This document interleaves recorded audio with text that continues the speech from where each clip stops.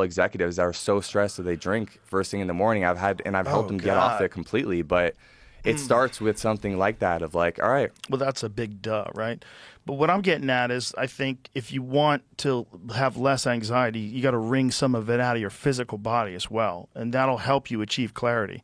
You have to think about it like a nutrient that you're taking, or brushing your teeth, or take your medication. You have to really think about it like that. And it doesn't matter what kind of stuff you do. It doesn't matter whatever you like to do. If you like to do yoga, you want to go hike with a weight vest on, you want to do push-ups in a parking lot, do whatever. Do something. I couldn't agree more. You just have to do something where you push yourself, because if you don't, your body stores up, it seems, like all this anxiety. Yes. And the reason why I believe this, one of the reasons why I believe this is like I've had some of like the best mindsets ever in my life after yoga classes and long stretching sessions where I'm working on something. I'm just like, you know what, I'm going to stretch out here, and I'll just sit and stretch for an hour and a half, 2 hours. And when I get up, I feel wonderful. I feel like the world is beautiful. I want to hug people. I feel so peaceful. I love doing that like right before I do stand-up. It's like one of my favorite things is to really stretch out right before I do stand-up. And I just feel so relaxed. It's so different. So you're carrying around actual physical tension that affects your mind. That's why I think, regardless of the tools that you use in turn, all of it. I'm all of it. That's why I'm not just mental performance. Yeah. Like, it has to be all of it. It's nutrition. So important, right? The gut-brain axis. It has to be nutrition, exercise, rigorous exercise. How about your career? Living a life where you have like some sense of meaning, right? And starting to move towards that. Right. Don't do something you hate just because it pays you. If you have an option to do something that you might possibly love. If you want a better life, that's the life. Even if you're making less money, that's the life. You don't want to be doing something you don't want to do. You're trying to decrease the amount of stuck energy in you. Yes. That's what you're trying to do. When you feel suppressed, you're not doing what you want to do, the energy gets stuck. And if you're doing a job that you hate and you know you could be doing something else, you just have never fucking gone for it. Like, ooh, that'll eat away back at you. of your head, it's just always there. It's always there. It's always forever there. and ever and ever. It'll always eat away at you that you never took a chance. And they show up every day, 9 a.m., chunk, chunk, punch in, fuck. Just waiting for 5 p.m., fuck. And then you get off and you're tired. Yeah. You know, and then you see other people that didn't do that, and you feel like shit even more. And then, you know, it's like you're 40 and it's too late, you feel like it. But it's not. It's never too late. Are you breathing? Are you alive? Okay, then you can figure out something better than what you're doing. You don't have much time left. Yeah. That self-suppression creates a depression in any aspect, right? Yeah. Anytime you're trying to just like squeeze in, hold it in, whether it's an inspiration you have, whether it's like, hey, I want to go play this sport. Right. But I just never make time for it. That's self-suppression. Like, you have to make time for your natural inspiration to flow through you. And if you don't, I think that's what creates depression. Well, it's very hard for people to get going, to just actually do something. And I brought this up a million times, and I'll bring it up again, unfortunately. Stephen Pressfield has an amazing book called The War of Art. And it's about that suppression that you put on yourself, that weird, and he calls it resistance. Yes. And he talks about summoning the muse and deciding that you're a professional and show up every day. And I think it's the same with that. It's the same thing. It's like, it's hard to just get off the couch and put your shoes on. Like Goggins talks about it. He's like, I stare at those motherfuckers for half an hour sometimes. But he always puts them. I believe him. You he think doesn't he stares lie. them for 30 minutes? Yep, 100%. He doesn't lie. He's telling you the truth. That's wild. Yeah, because he brutalizes himself. It makes sense that he stares at them for 30 minutes, but he probably literally stares at them. Yeah. Like, fuck you. He's just cussing them out. And then he just puts them on. You don't know me, son. Exactly. Then he puts them on. So there's something there, you know?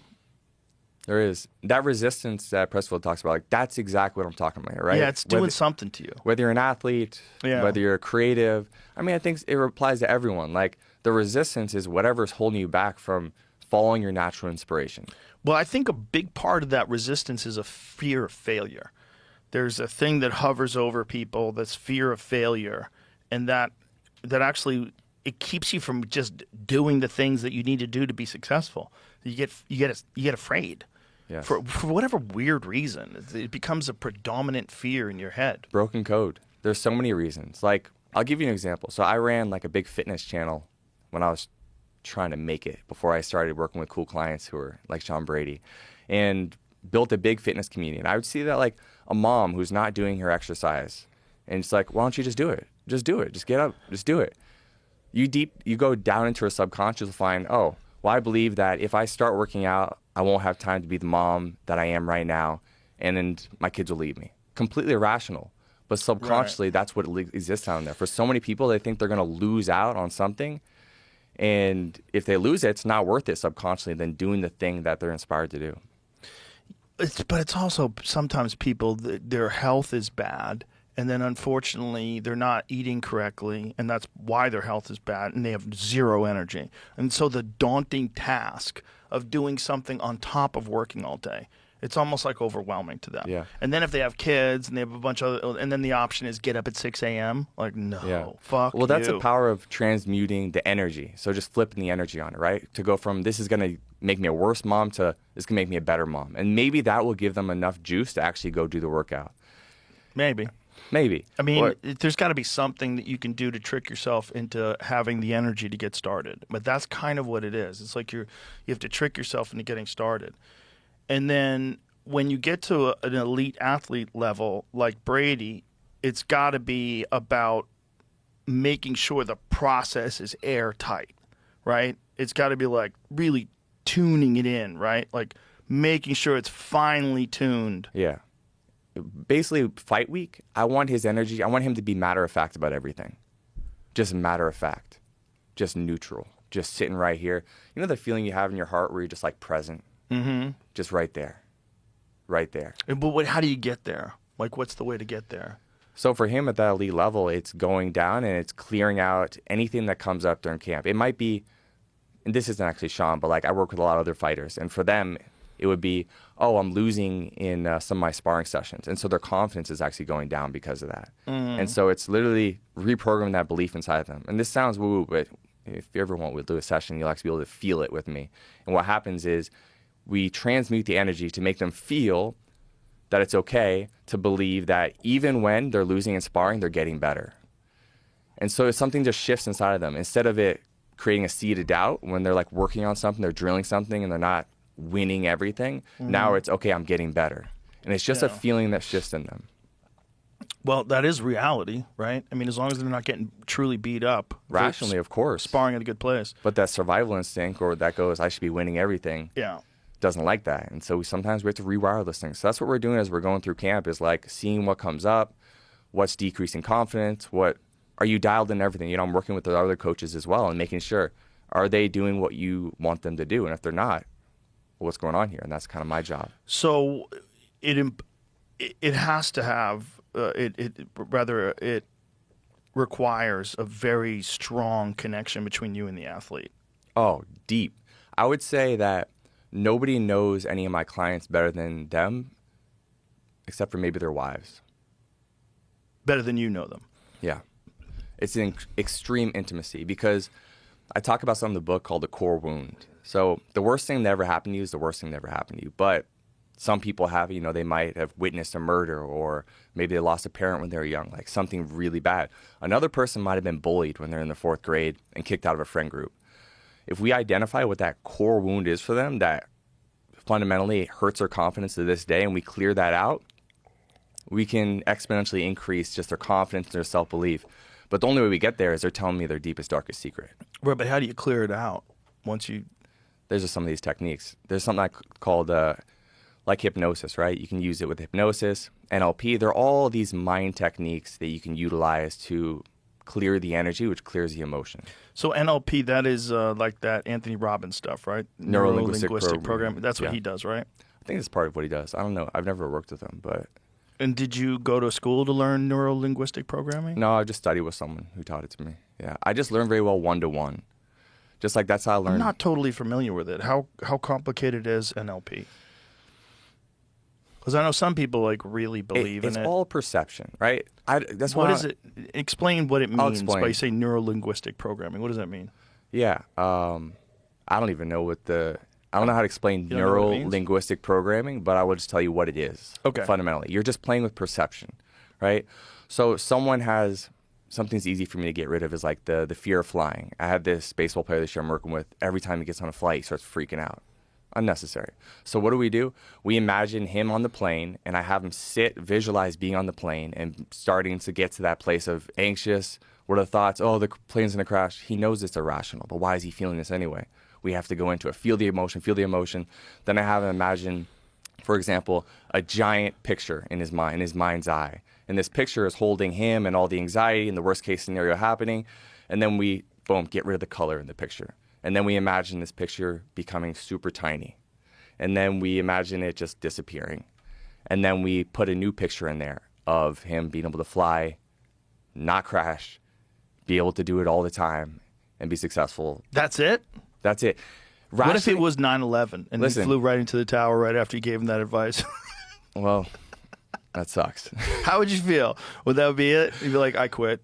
I'm done. Yeah. I mean, they sound like very simple techniques, but it's something you have to experience.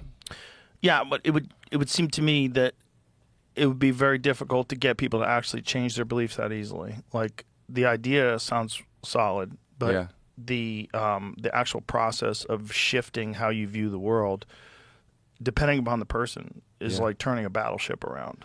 Yeah, it is. It's heavy. I don't know. I mean, this is the stuff that goes beyond the rational mind. Like, if you were to experience it, you'd be like, okay, I get it. Yeah. But it's a emotional experience. I mean, there's some things we can't explain, right? Like, how do you explain going through the veil in a psychedelic experience?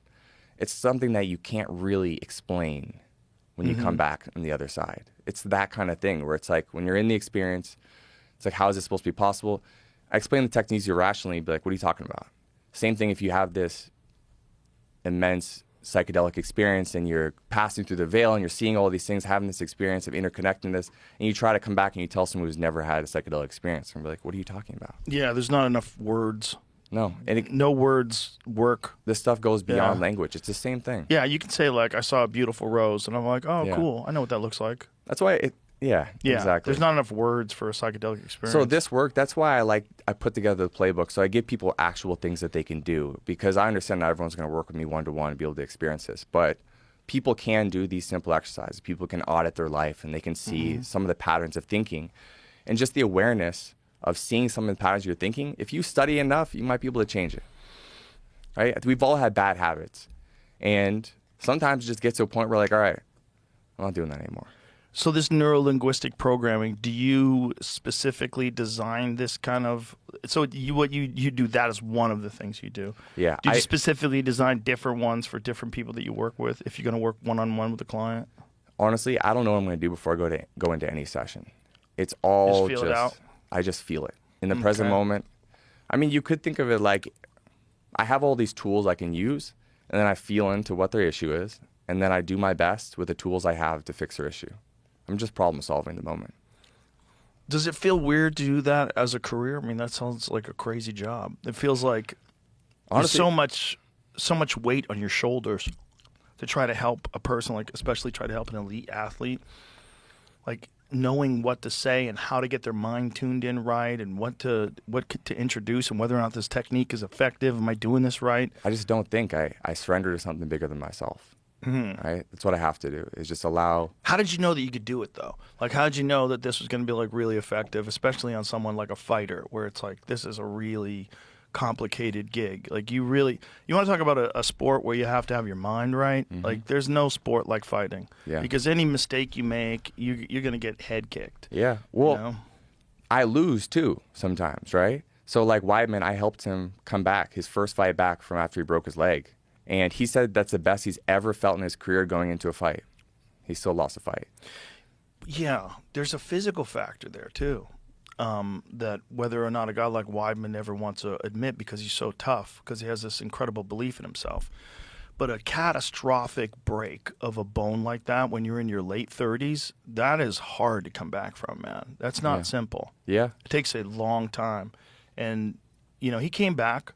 You know, he eventually reached a higher level than his first fight back, but he doesn't, you know, necessarily look like Chris Weidman when he beat Anderson Silva. Yeah. Or Chris He's Weidman. also 39 now? Yeah. 40? Yeah.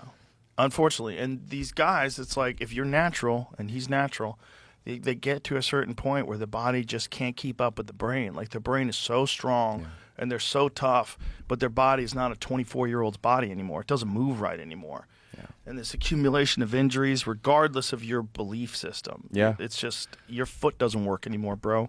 You know what I mean? That was me understanding, like, when I was 18 years old, I'm like, I'm not that good at football. Like, I don't have the physical gifts. Like, I'm just not that athletic. I'm not going to run that fast. And so this is how I discovered it, right? I started to learn these techniques. Like, I can do things like get rid of someone's headache very easily with some of these techniques. So, like, I have a teammate, had a terrible headache. I'd be like, all right, let's do some of these hypnosis, relaxation techniques. He's like, my headache's gone. I'm like, I'm way better than this than I was at football. And that was a spark within me that made me I would take him to the hospital. I'm like, bro, you might be having a stroke. Let's get you to the hospital. It's just a headache. Come on. When a guy who's a tough guy complains about a headache, I always get concerned. He wasn't that tough. Well, he's a football player. He's got to be tough. Yeah. Bro, you want to see tough? Look at LeBron James's feet. I was looking at LeBron James's feet today online. Have you seen him, Jamie? Yeah, for sure. Bro, how does that guy play elite basketball with those fucked up feet? Like, his feet are so broken because of all the years of exploding and twisting and turning, and he's been playing professionally for how long? 20 years? Which is 21, I think. That's bananas. Yeah, I don't understand Think that. about the amount of explosions he's forced his feet to perform. Imagine moving back and forth and you weigh 250 pounds. Like, that's nuts. Yeah, that's so much force. He's not the same species as us. He's something else. Discipline, bro, but look at those toes. That is bananas. That's bananas. Like, his toes just take, like, sharp turns. That may or may not be accurate. That might not be, right? That other one looked better. This one looks pretty Yeah. normal. Let me see that. That looks a little better. It's a little over it, but It's a little over it.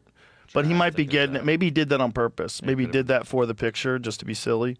This is the So one that- that went viral a while ago. It was on the beach. Just Yeah, walking. that's pretty obvious. So his big toe goes under the next toe.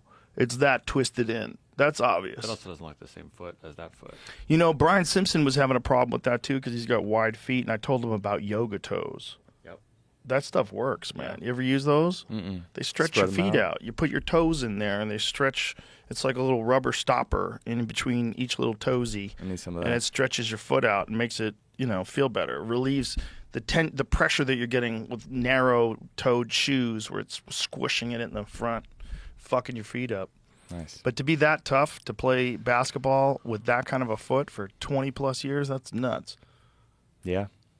He's taking a lot of To be a lot of Goggins and beatings. run with no knees, nuts.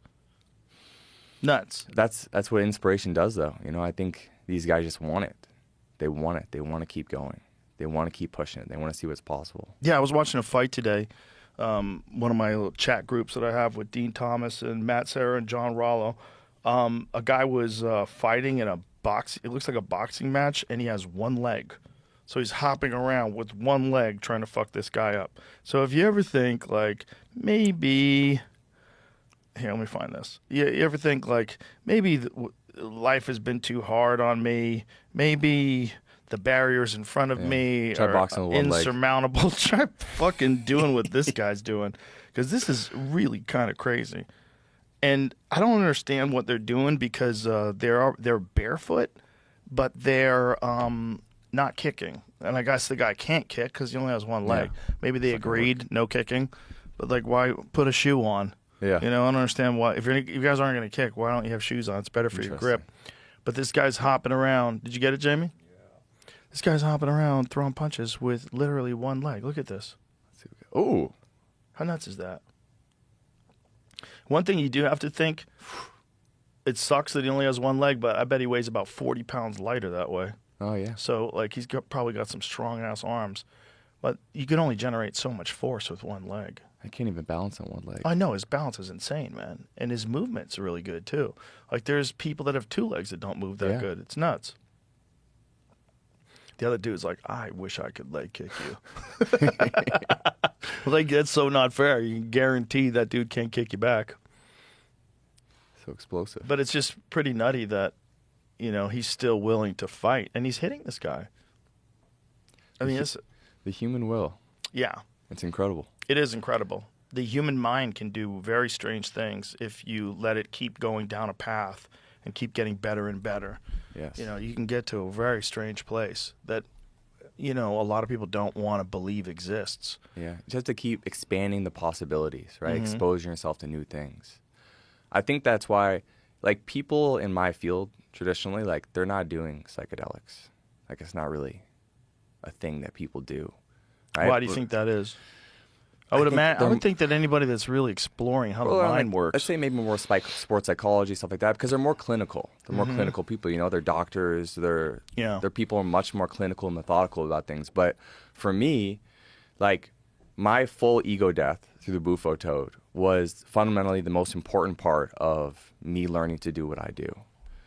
Because in that experience, it created enough space between me and all my beliefs. You know, it's that neuroplasticity that gets created in those moments afterwards where you can actually like kind of see things. You can kind of see the forest from the trees. And if you never have that experience, then like this is something people talk about all the time, right? Is the whole thing, the ego is the enemy. Mm-hmm. It's like, well, it depends what you're considering the ego, because you can't get rid of the ego. If the ego dies, then you're just in the oneness, right? So you need the ego, but you have to build it up. And I think for fighters especially, like they need massive egos, but they need healthy egos. Egos that are programmed to succeed. Yeah, no ego is not attainable. If you're a human being, you're going to have an ego. You just have to figure out how to manage it, and don't let it burn your house down. You know, it's like that Customato quote about fear. Fear is like fire. You can cook your food with it, or if it gets out of control, it'll burn your house down. Yeah. I think that's the case with many, many things, including psychedelics, by the way. I think there's a lot of people that burn their house down. Yeah. I think there's a lot of people that go really far and they lose their grip on reality. And reality gets real slippery, and they sort of try to redefine reality to fit their own narrative, and they seem schizophrenic. Yeah. I've seen that from multiple people that have taken too many psychedelics. I mean, they're just abusing it. You got to use it like a tool. Well, yeah. But it's also everybody has their own specific way that they interact with the world. And if you're taking psychedelics to justify your specific way of interacting with the world, and then you start indoctrinating other people to your specific way of running the world, and you try to like have a branch off civilization, like that's like this thing that happens to guys in particular. You don't see a lot of like female guru psychedelic ladies, you know, or they're more like mother figures, but not like gurus. The gurus are all dudes, and it almost always sex. It's always always boils coming back down to to sex. pussy, almost always, or dick, depending on what you're into. Yeah, because the guy out here in Texas, in Austin, was. There's a building that Ron White loved called the One World Theater that we were actually under contract for before I wound up buying the mothership, and that place was run by a cult. And this guy was a gay guy. He was a gay porn star and a hypnotist. There you go. That's a deadly combo right there. Who was teaching yoga to folks in West Hollywood, and slowly but surely formed a cult.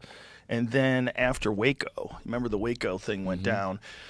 Everybody panicked, and the Cult Awareness Network apparently was like looking for him and looking into him, because like a lot of the family was like, we lost my son. He went to that. So then he decided to change his name, and then he moved to Austin, and he had his followers build him a theater so he could dance in front of them, and that's here.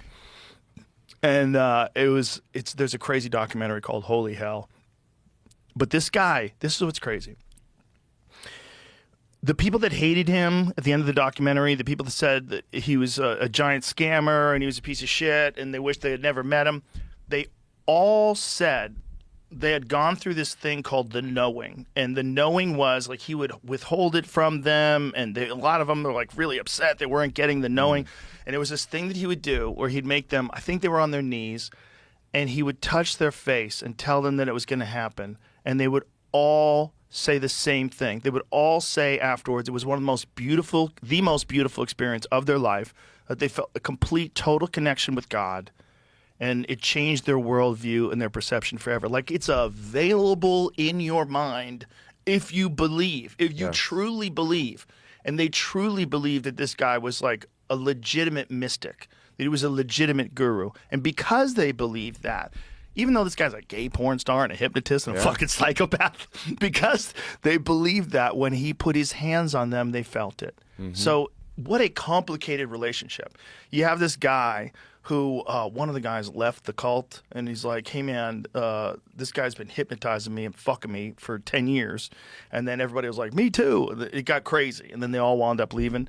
But he also did this thing for them. Yeah. Where he connected them to God. Yes. Which is really nuts, man. Because you would think, fuck that guy. That guy sucked. I can't believe it.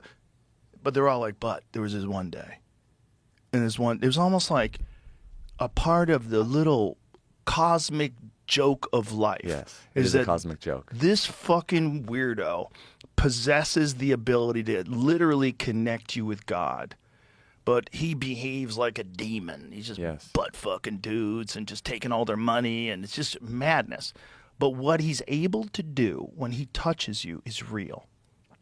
Yeah. What a cosmic joke, if that's I believe true. it. You know, there's all those like Indian gurus, right? Where like people tell the stories of like all they had to do is like gaze on me or touch me. I've never experienced any of this. And then you just feel like you've had experience with God. Yeah, I believe it. I believe if you believe it. That's what I think. I think there are guys that are living a very different life. Just like, you know, we're talking about like someone who could get to this David Goggins level of discipline and physical will. I think there's guys like that with meditation. And I think there's guys who get so far out there. And if you recognize that they're so far out there, I bet you sync up with the way they're seeing the world. You let them think for you and you believe in them, and then they do something to you. They put their hands on you or whatever they do. You believe it's going to happen, and then your mind allows it to happen. Yeah. I think we have access to a bunch of different states of consciousness. We just don't know the tools to access it. We don't know the code to crack to open them. And for some people, it's a near-death experience, which is like seems to be a chemical reaction. It's like an undeniable reaction that people have when they come back from the dead. But for other people, it's not. For other people, like sometimes it's some sort of a life-changing revelation. For some people, it's like it's falling in love or having a child, or there's something that happens that like rewires the way they see the world. And whatever those states are that are inside of us, I can't imagine why there's not courses at major universities studying how to access this stuff, studying how to achieve endogenous states of psychedelic experiences. Like that, like James Nestor's book when he talks about holotropic breathing and all these different. Do you ever do that? Any of the holotropic I've breathing? done a bunch of it. Yeah, I've had like legit trips from Yeah. breathing. Yeah, I guide some guys, some of my clients, like they leave their body. You know, they have experiences of like leaving their body. It feels very weird. You can get it, especially when you do it. I like to do breathing exercises in a tank. If In you the do float it tank? In the yeah, you do it in a float tank. Oh, that's cool. Whoa, because the float tank itself is a psychedelic Yes. experience. Totally natural. It's the best one because there's no side effects, and you can just open the door and it's over. Anytime you're freaking out, like I can't take it, open the door. Yeah. And then next time, stay in a little longer, and then settle in. But doing breathing exercises in there, I mean, you might as well be taking mushrooms. You can get some bizarre experiences doing that. Yeah. So we talked about like how do we get people on this path? I think it's these types of experiences that like open a doorway. It's like a hard reset. I think actually for most people they should not do psychedelics. Most people? People who are like in a really dark state. Do you think I most should say people that. are in a dark? Oh, okay. No. Most people who are in a very dark state, they're struggling with really bad depression. I don't think they should go right to psychedelics. I think there's steps before that. I think they can do holotropic breathing, flow tanks. There's different. Just get healthy first, too, Yeah, right? yeah, You know, take some steps. But like there's things you can. You know, one of the things that's a really good thing to tell people to do? Find a fun physical hobby, something you can